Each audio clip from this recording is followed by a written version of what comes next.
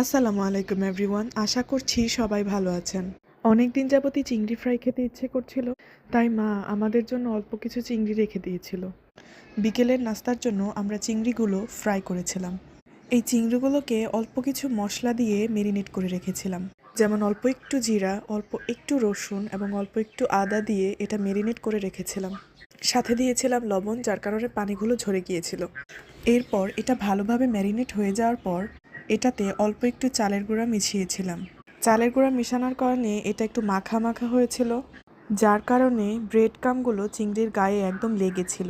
তেলে ছাড়ার সাথে সাথেই দেখতে পাচ্ছেন এটা ঝোড়ো ঝোড়ো হয়ে ঝরে যায়নি। চালের গুঁড়া দেওয়ার কারণে চিংড়ির গায়ে ব্রেড ক্রাম্বগুলো আঠার মতো লেগেছিল।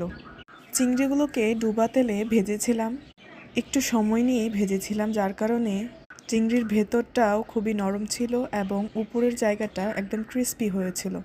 এইভাবে চিংড়ি ফ্রাই করলে শুধু শুধু সস দিয়েও খাওয়া যাবে, কিংবা পোলাওয়ের সাথেও খুবই ভালো খেতে হবে। ডুবো তেলে ভাজার কারণে চিংড়িগুলোর গায়ে খুবই তেল ছিল, যার কারণে ভাজা শেষ হলে এগুলোকে টিস্যুর উপর রেখেছিলাম যাতে তেলগুলো সরে যায়। এটা দেওয়ার কারণে অতিরিক্ত তেলগুলো সরে গিয়েছে। চিংড়ি সব একবারে না দিয়ে অল্প অল্প করে ভেজে নিয়েছিলাম। আপনারা কারা কোন জায়গা থেকে দেখছেন অবশ্যই কমেন্ট করে জানাবেন। এই চিংড়ি ফ্রাইটা খেতে খুবই দারুণ হয়েছিল।